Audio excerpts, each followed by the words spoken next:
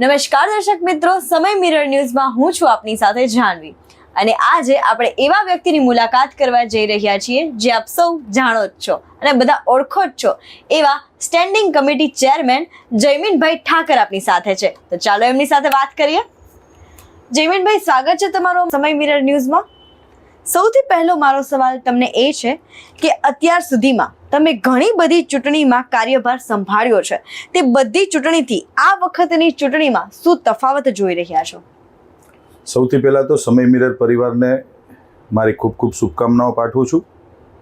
આવનારા દિવસોની અંદર લોકશાહીનું મહાપર્વ એટલે કે ચૂંટણી, 140 કરોડની દેશની આ લોકશાહી, વિશ્વની મોટામાં મોટી લોકશાહી એટલે કે હિન્દુસ્તાન ભારત, એની આ ચૂંટણી લોકસભાની ચૂંટણી છે. આમ નરેન્દ્રભાઈ મોદી સાહેબને વડાપ્રધાન બનાવવાની ચૂંટણી છે. ભારતીય જનતા પાર્ટીને 400+ બેઠક આપવાની જ્યારે આ ચૂંટણી હોય ત્યારે બેન, આપનો પ્રશ્ન છે, કોઈ પણ ચૂંટણીનો એક મેનિફેસ્ટો હોય છે. 1999માં મેનિફેસ્ટો અલગ હતો, 2005માં મેનિફેસ્ટો અલગ હતો, 1992માં મેનિફેસ્ટો અલગ હતો, 1998માં અલગ હતો, 2002માં જ્યારે રાજકોટમાં પ્રથમ વખત નરેન્દ્રભાઈ ચૂંટણી લડવા આવ્યા હતા ત્યારનો મેનિફેસ્ટો અલગ હતો. હા, પણ એક હું ચોક્કસ કહીશ કે જ્યારે ભારતીય જનતા પાર્ટીની જ્યારથી સ્થાપના થઈ ત્યારથી અમારા 3 નેશનલ ઇસ્યુઝ હતા. એમાં મોટા 2 ઇસ્યુઝ હતા કે જ્યારે કોંગ્રેસનું દેશની અંદર પૂર્ણ બહુમત હતું ત્યારે અમે લોકો પાર્ટીના કાર્યકર્તા, રાષ્ટ્રીય સ્વયંસેવક સંઘના સ્વયંસેવકો જ્યારે કહેતા કે આ દેશની અંદર રામ મંદિર બનવું જોઈએ, ત્યારે એ લોકો અમારી ઉપર હાસ્યાસ્પદ રીતે અમારી ઉપર ટીકા કરતા. કારણ કે અમારી પાસે ત્યારે ચૂંટાયેલા જનપ્રતિનિધિનો જનાદેશ માત્ર ગુજરાત વિધાનસભામાં 1992ની વાત કરું તો 15 ધારાસભ્યો નહોતા. સંસદની અંદર 2 કે 3 સંસદ સભ્યો ચૂંટાતા. ત્યારથી આ મેનિફેસ્ટો, આ અમારી એક જીદ કહી શકાય કે આ દેશની અંદર ભગવાન રામનું અયોધ્યાની અંદર મંદિર બનવું જોઈએ. એના માટે અમે લોકોએ વિશ્વ હિન્દુ પરિષદના નેજા હેઠળ 1992માં કાર સેવા પણ કરી. માનનીય અડવાણીજી, માનનીય નરેન્દ્રભાઈ મોદીજી અને અટલજીના નેતૃત્વની અંદર આખા દેશની અંદર અમે લોકોએ કાર સેવા કરી. આ કાર સેવાના માધ્યમથી લાખો કરોડો લોકો એ સમયે ભારતીય જનતા પાર્ટી સાથે જોડાણા કે ભાઈ દેશની અંદર રામ મંદિર બનવું જોઈએ. બીજો નેશનલ ઇસ્યુ અમારો કાશ્મીરની અંદર એક દેશ મેં 2 સંविधान नहीं चल सकते, एक देश ની અંદર एक ही राष्ट्रध्वज होना चाहिए जो हमारा भारत का है. કાશ્મીરની અંદર કોંગ્રેસે આ દેશની અંદર 60 વર્ષથી વધુ સમય સુધી રાજ કર્યું, તેમ છતાંય આ દેશની અંદર કાશ્મીરની અંદર એનો ઝંડો અલગ હોય, એના સંવિધાન અલગ હોય. આપણે રાજકોટમાં રહીએ છીએ તો એવું તો ક્યારેય ન થવું જોઈએ કે ભાઈ રાજકોટના નિયમો અલગ, જુનાગઢના નિયમો અલગ, રાજકોટનો રાષ્ટ્રધ્વજ અલગ, જુનાગઢનો રાષ્ટ્રધ્વજ. આઝાદ થઈ ગયું છે આ ભારત 1947ની અંદર. તો આઝાદ ભારતની અંદર આ 2 મુદ્દા મેજર હતા. દુઃખ સાથે કહેવું પડે કે 60 વર્ષ જેવા સમય સુધી કોંગ્રેસે આ દેશમાં રાજ કર્યું, પણ આ 2 મુદ્દાને ક્યારેય એને અડ્યા નથી. અને હું તો ત્યાં સુધી કહું છું ને, હું નથી કહેતો, ભારતનો ઇતિહાસ કહે છે કે સ્વર્ગસ્થ જવાહરલાલ નહેરુ જ્યારે વડાપ્રધાન હતા ત્યારે આ એમની આ પ્રસાદી છે કાશ્મીર, પાક ઓક્યુપાઈડ કાશ્મીર, એ ભારતીય જનતા પાર્ટીએ માનનીય નરેન્દ્રભાઈ મોદી સાહેબ, અમિતભાઈ શાહ સાહેબ અને અમારા ભારતીય જનતા પાર્ટીના રાષ્ટ્રીય અધ્યક્ષ જેપી નડ્ડા સાહેબની નેતૃત્વની અંદર કલમ 370ની હટી. કોઈ પણ રાજકીય પાર્ટી પોતાની એક વિચારધારાને લઈને બેન ચાલતી હોય છે. એ વિચારધારા અમે પરિપૂર્ણ કરી ત્યારે ઘણા બધા કોંગ્રેસના મિત્રો કહેતા કે ભાઈ ભાજપ પાસે કોઈ મુદ્દો નથી, પણ એવું નથી. ભારતીય જનતા પાર્ટી એ 140 કરોડ દેશવાસીઓના હૃદયમાં એનું સ્થાન બિરાજે છે. નરેન્દ્રભાઈ મોદી આજે વૈશ્વિક ફલક ઉપર આજે નેતા છે, ખાલી ભારતના નેતા નથી. કોઈ પણ ચૂંટણી છે એ એક આઈડિયોલોજી ઉપર બેન ચૂંટણી લડાતી હોય. આજે 2024નો આઈડિયોલોજી દેશના વડાપ્રધાન નરેન્દ્રભાઈ મોદી સાહેબ છે.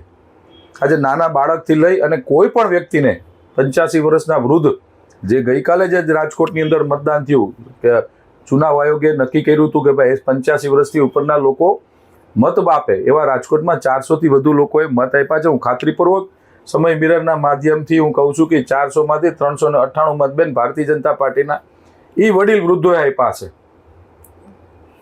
એટલા માટે કહીએ છીએ કે આ દેશની અંદર નરેન્દ્રભાઈ મોદી સાહેબે જે કર્યું છે, દર મહિનાની, આપણે એક સમય યાદ છે કે દર મહિને લાખો કરોડો અબજો રૂપિયાના કૌભાંડો કોંગ્રેસની સરકારમાં આવતા હતા. આજે જીએસટીની આવક આ દેશને 1,78,00,000 રૂપિયાની દર મહિનાની જીએસટીની આવક છે. આવો વિશ્વનો એકમાત્ર દેશ છે. આ 10 વર્ષમાં વિકાસ કહી શકાય. લોકોને વિકાસ શું?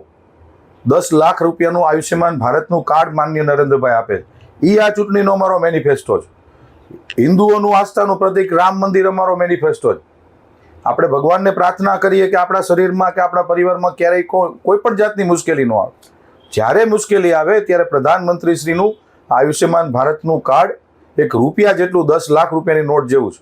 રાજકોટનો વ્યક્તિ સિટીઝન હોય, દિલ્હીમાં એક્સિડન્ટ થયો હોય, દિલ્હીમાં ઓપરેશન કરવું પડે, દેશના કોઈ પણ ખૂણામાં જ્યારે જાય એનું કાર્ડ આપશે. કદાચ કાર્ડ ઘરે હશે તો જે રજિસ્ટર મોબાઈલ નંબર હશે એમાંથી એને ફ્રી ઓફ સારવાર કરવામાં આવશે.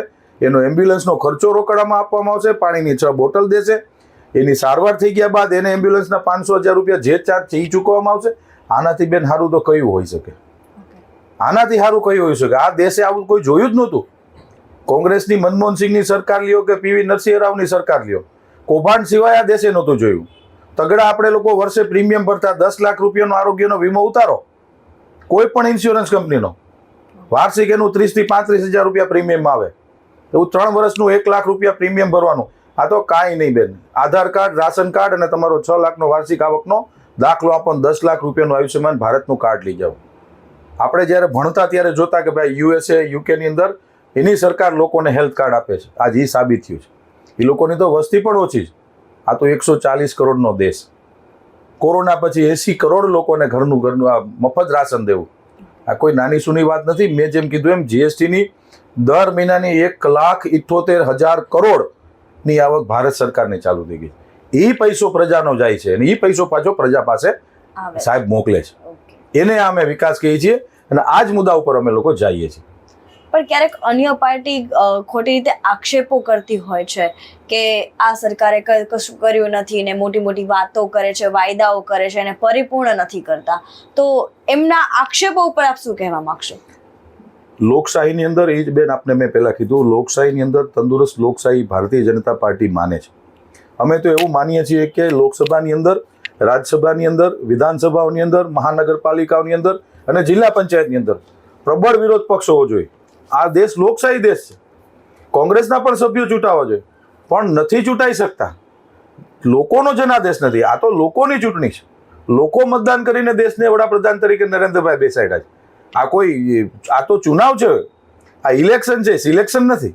લોકો કોંગ્રેસને મત નથી આપતા. એનું માત્ર ને માત્ર કોઈ કારણ હોય તો એમનો ભ્રષ્ટાચાર, એનામાં કોઈ નેતાગીરીના ગુણ નથી. રાહુલ ગાંધી ક્યાંક બીજું બોલે છે, સોનિયા ગાંધી બીજું બોલે છે. એના નેતાઓ પર કોંગ્રેસ પાર્ટીનો કમાન્ડ નથી. ભ્રષ્ટાચાર સિવાય વાત નથી કરતા. આપણે જોયેલું હતું. માટે વિરોધ પક્ષ મજબૂત નથી બનતો. બાકી લોકશાહીની અંદર જેવી રીતે શાસક પક્ષ હોય એવી રીતે વિરોધ પક્ષ પણ હોય. અને અમિતભાઈ શાહે તો સાર્વજનિક સ્વરૂપની અંદર લોકસભામાં કીધું હતું. જ્યારે કાશ્મીરની 370ની કલમની જ્યારે વાત ચાલતી હતી, ત્યારે ડિબેટ ચાલતી હતી, ત્યારે કીધું હતું કે હજી સુધરી જાઓ, તમારી અને સ્વીકારી લ્યો કે અમારી ભૂલ હતી પાક ઓક્યુપાઈડ કાશ્મીર. બાકી તમે આટલા છો એટલાય નહીં બચો. અને એ આજે તમને કહીશું, ખાતરીપૂર્વક કહું છું. અને સાર્વજનિક સ્વરૂપમાં ભારતીય જનતા પાર્ટીના કોર્પોરેટર અને કાર્યકર્તા તરીકે આપની વચ્ચે કહું છું કે આ ચૂંટણીની અંદર નરેન્દ્રભાઈનો જે સંકલ્પ છે 400 પારનો, તો અમે જોઈ શકીએ છીએ કે 400 પાર નહીં, 450 પાર આવી જશે. આખા દેશનું વિપક્ષ ને એક ઇનોવામાં આવી જવાનું છે. આખા દેશનું વિપક્ષ આજે ઇન્ડી એલાયન્સ એની એક ઇનોવામાં આવવાના છે. ઓકે સર, મારો બીજો સવાલ આપને એ છે કે સ્ટેન્ડિંગ કમિટીના ચેરમેન હોવાને નાતે રાજકોટના સાંસદ પાસેથી આપ શું અપેક્ષા રાખો છો? લોકશાહીમાં બેન અમે ચૂંટાયેલા પ્રતિનિધિ છીએ. લોકો અમારી પાસેથી અપેક્ષા રાખતા હોય. મોહનભાઈ કુંડારિયા 10 વર્ષ સુધી સાંસદ સભ્ય હતા. મોહનભાઈને મળતી તમામ ગ્રાન્ટો અમે ક્યારેય મોહનભાઈને એમ નથી કીધું કે સાહેબ અમારા ગ્રાન્ટનો સમય થઈ ગયો છે, તમે અમને ગ્રાન્ટ આપો. મોહનભાઈ કુંડારિયાની વર્ષમાં 2 વખત ગ્રાન્ટ રાજકોટ સંસદીય વિસ્તારની અંદર જ્યારે મોહનભાઈ સાંસદ સભ્ય હતા, મંત્રીશ્રી હતા, ત્યારે તમામ પ્રકારની ગ્રાન્ટ મોહનભાઈ આપી છે. રાજકોટના લોકલ પ્રશ્નોને લઈને જ્યારે અમે લોકોએ મોહનભાઈને કીધું ત્યારે મોહનભાઈ ક્યારેય પણ અમને એવું નથી કીધું કે તમે દિલ્હી આવજો. સાહેબ અહીંયા આવીને અમારા વોર્ડમાં આવીને અમારી પાસેથી લોકલ પ્રશ્નો લઈ અને દિલ્હીમાં એણે પ્રબળ રજૂઆત કરીને અમારા કાર્યો અમે પૂરા કર્યા. રાજકોટના રેલવેનો પ્રશ્ન હોય, રાજકોટમાં બ્રિજનો પ્રશ્ન હોય, જ્યારે સેન્ટ્રલ ગવર્મેન્ટમાંથી રેલવેની મંજૂરી લેવાની હોય, કારણ કે સંસદ સભ્યની એક કામની મર્યાદા, સંસદ સભ્ય પાસે કોઈ આવકનો દાખલો લેવા ન જાય તો કોર્પોરેટર પાસે જવું પડે. Yes right. પણ સંસદ સભ્ય તરીકે સેન્ટ્રલના જે વિકાસલક્ષી કામો છે રેલવેની મંજૂરી લેવાની, બ્રિજ બનાવવા માટે રેલવેનું એનઓસી લેવાનું, આ બધા મોહનભાઈ કર્યા છે. અને બીજું આપને કહું બેન કે હવે તો રાજકોટ માટે ગૌરવપૂર્ણ વાત છે, પરસોત્તમભાઈ રૂપાલા સાહેબ કેન્દ્રના મંત્રી છે, રાષ્ટ્રીય આગેવાન છે ભારતીય જનતા પાર્ટીમાં, છેલ્લા 45 વર્ષથી ગુજરાતની રાજનીતિમાં ફ્રન્ટલાઇનમાં આગેવાન છે. રાજકોટ માટે તો ખૂબ ગૌરવપૂર્ણ વાત કહી શકાય કે રૂપાલા સાહેબને ભારતીય જનતા પાર્ટીએ ઉમેદવાર બનાવ્યા છે. અને અમારા માટે તો એ પણ ફિક્સ છે કે સાહેબ મંત્રી બનવાના. રાજકોટ માટે તો સોનામાં સુગંધ છે. ઓકે. કેન્દ્ર અને રાજ્ય સરકારની વિવિધ આવાસ યોજનાઓ રાજકોટમાં આવી હોવા છતાં સામાન્ય અને મધ્યમ વર્ગ માટે હજુ ઘરનું સ્વપ્ન દૂર હોય તેવું લાગે છે. ત્યારે લાઇટ હાઉસ જેવી અન્ય કોઈ આવાસ યોજનાઓ શહેરમાં લઈ આવવા માટે આપણા કોઈ પ્રયાસો? બેન, આપ એ તો સ્વીકારો છો કે ભારતીય જનતા પાર્ટીની મોદી સાહેબની સરકાર આવાસો બનાવ્યા. Yes, right. એ તો આપણે સાર્વજનિક સ્વરૂપમાં સ્વીકારીએ છીએ. 2014 પહેલા દેશની અંદર કેટલા ક્વાર્ટરો હતા? કેન્દ્રની આવાસ યોજના, કેન્દ્રના હાઉસિંગ બોર્ડના મંત્રીઓએ કેટલા આ દેશમાં આવાસો બનાવ્યા? રફલી ફિગર વાત કરું તો આવડા મોટા દેશની અંદર બહુ તો 10 થી 15,000 આવાસો આ દેશમાં બનાવ્યા. પૈસો જ ખવાતો હતો આવાસોના નામે. એની બદલે નરેન્દ્રભાઈ કહે છે કે હું 1 ક્વાર્ટર મોકલું છું તો નીચે પ્રજા સુધી 1 ક્વાર્ટર મળે. રાજકોટની બેન આપને વાત કરું તો રાજકોટમાં 2 પ્રકારની આવાસ યોજના કામ કરતી હોય છે. એક રાજ્ય સરકારની હોય, એક કેન્દ્ર સરકારની હોય. અને જ્યારે રાજ્ય સરકારમાં પણ એવું છે, એમાં 2 પ્રકાર હોય, એક હાઉસિંગ બોર્ડની હોય અને એક મહાનગરપાલિકા બનાવતી હોય જનભાગીદારીથી. એટલે કે એકદમ ટોકન દરે 2 કે 3 લાખ રૂપિયાના પ્રજા એને લાગે તો એ ચૂકવે. એને પણ એ પણ 21 વર્ષના આપતા હોય. આપે લાઇટ હાઉસની જે વાત કરી, ખૂબ સારો પ્રશ્ન છે. આખા દેશની અંદર કુલ 6 સિટીની અંદર લાઇટ હાઉસ પ્રધાનમંત્રીશ્રીએ બનાવ્યા. એમાં રાજકોટની પસંદગી થઈ.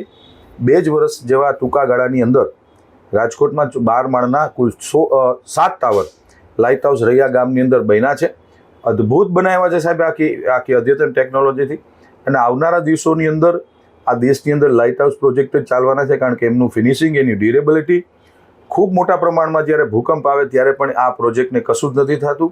એવી ટેકનોલોજી માનનીય નરેન્દ્રભાઈ દેશમાં અપનાવી છે. અને રાજકોટને પણ આ લાઇટ હાઉસ આવ્યા છે. અને આપના માધ્યમથી રાજકોટના તમામ જરૂરિયાતમંદ લોકોને હું ખાતરી આપું છું કે આપ એક પણ વખત ઘરના ઘર વિહોણા નહીં બનો. એક પ્રક્રિયા છે, આપ એ ડ્રોમાં આપનું ક્વાર્ટર લાગે કે ન લાગે તો આપ આપના ઘરમાં જઈ શકશો. જો ન લાગે તો આપ ફરી વખત ડ્રોમાં આવજો, કારણ કે સતત સમયાંતરે વર્ષમાં 2 વખત 2,500 અમે લોકો આવાસો બનાવી રહ્યા છીએ. આવાસ યોજનામાં જેટલા લોકો ફોર્મ ભરે છે અને જેટલા લોકો અત્યારે ત્યાં સ્થાયી છે, એ લોકોનો રિસ્પોન્સ કેવો મળે છે તમને? બેન, આશરો આપે છે મોદી સાહેબ. દરેક માણસનું એક સપનું હોય છે કે પોતાનું ઘરનું ઘર મળે. આ દેશમાં જ્યારે ભારતીય જનતા પાર્ટીની સરકાર 2014માં આવી પહેલાં, અને જે રાજ્યોની અંદર ભારતીય જનતા પાર્ટીની સરકાર છે, દાખલા તરીકે વાત કરું તો ગુજરાતમાં 2014 પહેલાં નરેન્દ્રભાઈ જ્યારે મુખ્યમંત્રી હતા ત્યારે ઘરના સપનાનું એ ભારતીય જનતા પાર્ટીએ વિચાર્યું અને મોટા પ્રમાણમાં ગુજરાતમાં આવાસ યોજનાઓ બની. એવી જ રીતે 2014 પહેલાં જ્યારે કોંગ્રેસ શાસિત રાજ્યો હતા અને કેન્દ્રમાં જ્યારે સરકાર હતી ત્યારે આવાસો કોઈ બન્યા નહોતા. એક સપનું હોય છે બેન કોઈ પણ વ્યક્તિનું, એક લારી લઈને જાતો શાક બકાલું વેચતો વ્યક્તિથી લઈ અને આ દેશનો સૌથી ધનિક ઉદ્યોગપતિનું એક સપનું હોય કે મારું ઘર સુંદર મને મળે. અને એમાં પોતે એક સામાન્ય શાક બકાલાવાળો માણસને પોતાનું સારા એરિયાની અંદર ક્લબ હાઉસ સાથેનું, મંદિર સાથેનું, 1 ફ્લોર ઉપર 4 લિફ્ટ સાથેનું, મેન્ટેન કરેલું, સેલર પાર્કિંગવાળા, બગીચાવાળા જો આવાસો બનતા હોય બેન, આનાથી તો સારું આ દેશને કોઈ ન આપી શકે. ઓકે. અને સૌથી મેઇન મુદ્દો જે આપણે અવારનવાર જોતા હોઈએ છીએ એ છે પાણી માટે. તો કોર્પોરેશન પાણી માટે કયા પ્રયાસો કરે છે અને વરસાદી પાણી માટે સંગ્રહની જે પ્રક્રિયા છે એ કઈ રીતની છે? બેન, આપનો પ્રશ્ન ખૂબ સારો છે. પાણી માટે 1986-87માં વજુભાઈ વાળા જ્યારે રાજકોટના મેયર હતા, મેં આપના પહેલા પ્રશ્નમાં જ મેં કીધું કે ભારતીય જનતા પાર્ટી એક વિચારને લઈને ચાલતી પાર્ટી છે. અમારો પાણીનો પ્રશ્ન પણ એક જે તે સમયે લોકલ મેનિફેસ્ટો હતો કે ભાઈ દેશ ગુજરાતને અને રાજકોટને આપણે પાણી દેવું જોઈએ. રાજકોટ મહાનગરપાલિકાની સ્થાપનાને 51 વર્ષ થયા. 51 વર્ષમાં 45 વર્ષથી પ્રજાના આશીર્વાદથી અમે લોકો શાસન કરી રહ્યા છીએ. અમે સત્તા નથી ભોગવવા આવ્યા, અમે સેવા કરવા આવ્યા છીએ, લોકોને કામ કરવા આવ્યા છીએ. એકને એક વ્યક્તિ 45 વર્ષથી આ એક રાજકોટ સિટી જો એક જ પક્ષને લોકશાહી ઢબે જો મતદાન કરીને કોર્પોરેટરો જીતાડતી હોય આ વખતે બેન 72માંથી 68 કોર્પોરેટર જીતા. એકમાત્ર વોર્ડ એવો હતો કે જે કોંગ્રેસને ગયો, એમાંથી એ લોકો અંદરો અંદર ફાટા પડ્યા અને 2 જણા આમ આદમી પાર્ટી વહી ગયેલા. આપને વાત કરું તો પાણી માટે અમે ખૂબ ચિંતિત છીએ. વજુભાઈ વાળા ટ્રેનથી લઈ આવ્યા હતા, ત્યારે રાજ્યમાં કોંગ્રેસની સરકાર હતી, બાજીને ટ્રેનથી લઈ આવેલા. આ ટ્રેનથી પાણી ચાલુ કર્યું, પછી હેડ પંપો અમે લોકોએ સિરી વાઇઝ બનાવ્યા, સમયાંતરે ડેવલપ કરતા ગયા. અને એમાં નરેન્દ્રભાઈ જ્યારે મુખ્યમંત્રી બન્યા ત્યારે નર્મદાનું પાણી રાજકોટને આપવું, સૌરાષ્ટ્રને આપવું, કારણ કે ભૌગોલિક દ્રષ્ટિએ સૌરાષ્ટ્ર છે બેન એ ઊંધી રકાબી છે. ઊંધી રકાબીમાં જો 1-2 ચમચી કે થોડુંક પાણી નાખીએ તો પાણી નીકળી જાય છે, ઉતરતું નહોતું. આવું સૌરાષ્ટ્ર હતું, તો આ સૌરાષ્ટ્રમાં કેવી રીતે પાણી પહોંચાડવું? તો પાઇપલાઇન દ્વારા પહોંચાડવું પડે, ઓછા ખર્ચે પહોંચાડવું પડે. સુરેન્દ્રનગર ડિસ્ટ્રિક્ટમાં ઢાકી છે ગામ, ત્યાં પમ્પિંગ સ્ટેશન બનાવ્યું. સુરેન્દ્રનગરથી ભૌગોલિક દ્રષ્ટિ જોઈએ તો સૌરાષ્ટ્ર આમ ઊંધી રકાબી બનતું જતું હતું. ત્યાંથી 500 ફૂટના ઊંચા પમ્પિંગ સ્ટેશનથી પાણી થ્રો થાય છે. એ થ્રો થઈ અને રાજકોટમાં આવે છે, જુનાગઢ જાય છે, અમરેલી જાય છે, ભાવનગર જાય છે, પોરબંદર જાય છે. પાણી પાઇપલાઇનના માધ્યમથી રાજકોટના ડેમ ભરવા, બેન આ તો કોઈએ 2002 પહેલાં કોઈ કલ્પના પણ નહીં કરી હોય કે નર્મદાનું 600 કિલોમીટરથી દૂર પાણી પાઇપલાઇન દ્વારા રાજકોટના આજી ડેમમાં અઠવાડિયાની અંદર ભર શિયાળે જો પાણી ભરાતું હોય ને ભર ઉનાળે ભરાતું હોય. આજે હું ગૌરવ સાથે કહી શકું કે રાજકોટના 3 જળાશયોની અંદર પુષ્કળ માત્રામાં પાણી. કુલ મિલાવીને વાત કરું તો ભારતીય જનતા પાર્ટીએ પાણી માટે ખૂબ જ કર્યું છે. અત્યારે પણ ઘરે ઘરે અમે લોકો આવા તડકાની અંદર છેલ્લા 1 મહિનાથી ખૂબ તડકો છે રાજકોટમાં, પણ એક પણ દિવસનો પાણી કાપ અમે નથી આપ્યો. અને આપના માધ્યમથી પણ હું રાજકોટના લોકોને કહું છું કે ક્યારેય પણ અમે લોકો પાણી કાપ નહીં આપીએ. હવે આપણે વાત કરીએ ઔદ્યોગિક ક્ષેત્રની, તો શહેરની આજે ઇન્ડસ્ટ્રીયલ, સાપર, વેરાવળ અને મેટોડા જેવી ઔદ્યોગિક વસાહતો ઉપરાંત રાજકોટ માટે રાજકોટને વૈશ્વિક ફલક પર લાવવા આગળનું વિઝન શું હશે? મેટોડા કુલ ઔદ્યોગિક એકમ એટલે કે જીઆઈડીસી કહેવાય. જીઆઈડીસી સાપરમાં છે, જીઆઈડીસી મેટોડા છે, જીઆઈડીસી આજી છે, પછી બીજું ખીરસરા જીઆઈડીસી બનાવ્યું. રાજકોટ અને કોઈ પણ સિટીનો જ્યારે એક બેઝ છે એ ઇન્ડસ્ટ્રીઝો હોય છે. કોઈ પણ બિઝનેસની, સોના ચાંદીની લ્યો, ઇમિટેશન માર્કેટ લ્યો, ઉદ્યોગ ગૃહો લ્યો, ફાઉન્ડ્રી લ્યો, ભઠ્ઠીઓ લ્યો, એટલે મેન્યુફેક્ચરિંગ પ્લાન્ટ માટે રાજ્ય સરકાર અને મહાનગરપાલિકા કટિબદ્ધ છે. અને જરૂર પડે એમ સમયાંતરે જેમ જેમ રાજકોટ મોટું બનશે એમ અમે લોકો ઇન્ડસ્ટ્રીયલ ઝોન ડેવલપ કરવાના છીએ. સરકારમાં પણ અમે કીધું છે, અને સરકાર પણ અમને છેલ્લે ખીરસરા જીઆઈડીસી આપી, બહુ મોટી જીઆઈડીસી ખીરસરામાં આપી. એટલે 4 ઝોનની અંદર આવનારા દિવસોની અંદર ઔદ્યોગિક એકમ સ્થપાય એના માટે અમે કટિબદ્ધ છીએ. તો ઔદ્યોગિક ક્ષેત્રમાં જે તમે વિકાસની વાત અત્યારે કરી, તો તમને શું લાગે છે કે આ એક મુદ્દાને સોલ્વ કરીને શું બેરોજગારીનો મુદ્દો પણ આમાં સોલ્વ થઈ શકે એમ છે? બિલકુલ થાય બેન. પહેલાં તો બેરોજગારી જેવું મને નથી લાગતું. આજે દરેક વ્યવહાર, આજે આપણે પહેલાં કલ્પના કરતા કે ભાઈ અમેરિકાની અંદર છોકરાઓ ભણતા હોય સાથે નોકરી કરતા હોય, એ સમયમાં આપણે એક કમાતો હોય 5 જણા બેઠા બેઠા ઘરમાં ખાતા હતા. આજે તમે જુઓ, દરેક મિડલ ક્લાસ પરિવારની અંદર દીકરો ભણતો હોય, કોલેજમાં જતો હોય, સાઈડમાં નોકરી કરતો હોય. એ શું બતાડે છે? એ સંઘર્ષ કરે છે, એ મહેનત કરે છે, પૈસા કમાય છે, કારણ કે એને ઓપોર્ચ્યુનિટી મળી છે. એક કંપનીમાં 20,000માં નોકરી કરશે ને 24,000 25,000માં બીજી મળશે એટલે તરત ઠેકડો મારીને વયો જશે. તો આ સરકારનો વિકાસ, આ સરકારે કર્યું છે, એનું અમને ગૌરવ છે. પણ મેજોરિટી અત્યારે ગવર્મેન્ટ જોબની તૈયારીઓ બધા કરતા હોય છે, ત્યારે ગવર્મેન્ટમાં અમુક વાર જગ્યાઓ એટલી નથી હોતી, ત્યારે ન છૂટકે લોકોને પ્રાઇવેટ લિમિટેડ કંપનીમાં જવું પડે છે જ્યાં પગાર ધોરણ નીચા હોય છે. તો એના વિશે આપ શું વિચારો છો? સમયાંતરે બેન ગુજરાત સરકાર દ્વારા કે અલગ અલગ મહાનગરપાલિકાઓ, જિલ્લા પંચાયત દ્વારા જ્યારે વેકન્સીઓ આવતી હોય ત્યારે ઓનલાઈન વેકન્સીઓ અમે લોકો ભરતા હોય છે, પરીક્ષા લેતા હોય છે. ભૂતકાળમાં જે પ્રકારે ભરતીઓ થતી હતી એમાં ક્યાંક ને ક્યાંક કરપ્શનો થતા હતા. હું વાત કરું છું વર્ષો પહેલાંની ગુજરાતની. એ ભરતી પ્રક્રિયામાં એટલે સંપૂર્ણપણે પારદર્શકતા રીતે જીટીયુ કરે છે, સ્પીપા કરે છે, પુષ્કળ પ્રમાણમાં ભરતી હોય. આજે હું તમને કહું, જીએસટી તમે ગાંધીનગર જાઓ, જીએસટીની અંદર નાની નાની દીકરીઓ 22 વર્ષ 23 વર્ષની ભણીને જીએસપીસી યુપીએસસી કે જીપીએસસી કરીને આજે ક્લાસ 1 ઓફિસર છે. આપણે સ્ટુડન્ટ તરીકે આપણે મહેનત કરવી પડે, આપણે ભણવું પડે. સરકાર તો તમને નોકરી આપે, પણ બેઠા બેઠા આપણે કંઈ કરવું જ નથી, અને કે સરકાર આપણને કંઈ દેતી નથી, તો it is not good. Okay, હવે ચૂંટણીને જ્યારે ગણતરીના દિવસો બાકી છે ત્યારે ભારતીય જનતા પાર્ટી અને ખાસ કરીને વડાપ્રધાન મોદી માટેનો મતદારોનો ઉમળકો કેવો છે? એ તો ચોથી જૂને ખ્યાલ આવશે બેન આપને. ઓકે. કારણ એટલા માટે કે 2019માં પણ મતદારોએ નરેન્દ્રભાઈને સ્વીકાર્યા હતા, 2014માં પણ સ્વીકાર્યા હતા, અને ગુજરાતમાં તો છેલ્લા 2001થી ભારતીય જનતા 1995 2001માં મોદી સાહેબ જ્યારે આવ્યા ગુજરાતમાં, ત્યારથી ગુજરાત તો ભારતીય જનતા પાર્ટીનો ગઢ છે ને. હવે તો ગૌરવ સાથે કહી શકાય કે આ દેશ ભારતીય જનતા પાર્ટીનો ગઢ છે ને આ દેશ નરેન્દ્ર મોદીનો છે. કારણ કે આપણને ગૌરવ થાય, અને એવા તો અનેક દાખલાઓ આપણે જોયા છે કે યુદ્ધ થતું હોય અને ભારતનો વિદ્યાર્થી, ભારતનો છોકરો ભારતનો ઝંડો લઈને ઊભો હોય અને એની ઉપર કોઈ પણ જાતની મુશ્કેલીઓ ન પડે. આનાથી મોટી તો ગૌરવપૂર્ણ ક્ષણ કોઈ ન કહી શકાય. આ 47 પછી આવી બહુ મોટી ક્ષણ છે. નરેન્દ્રભાઈ આપણને મળ્યા છે. ઈશ્વરને પ્રાર્થના કરીએ કે સાહેબનું આયુષ્ય ખૂબ સારું રાખે ને સાહેબ હજી દેશની સેવા કરે. આ કઈ દેશ સેવા માટે નીકળેલા વ્યક્તિ છે. 6 કલાક સૂવું ને 18 કલાક કામ કરવું બેન આપણે નથી કરી શકતા. આ વાસ્તવિકતા છે. અને એ કોઈ 45 વર્ષના નથી. સાહેબ 70+ વટાવી ચૂક્યા છે મોદી સાહેબ. તેમ છતાં એની એનર્જી છે. એટલે એ એનર્જી એ એનો દેશ છે. એને દેશ એનર્જી આપે છે. લોકશાહીની અંદર એને મતો મળે છે. અમે જાહેર જીવનના વ્યક્તિ છીએ. અમે જ્યારે જીતતા હોય ને ત્યારે બેન અમને ખૂબ આનંદ થતો હોય કે ભારતીય જનતા પાર્ટીના કારણે અમને મત મળ્યા, નરેન્દ્રભાઈના કારણે મત મળ્યા. તો નરેન્દ્રભાઈને અમને આટલું ગૌરવ થતું હતું, સાહેબને કેટલું ગૌરવ થતું હશે દેશ ઉપર. એટલે નરેન્દ્રભાઈ તો મેં આપને કીધું એમ કે સાહેબ તો 400+ કહે છે, અમે 450+ કહીએ છીએ.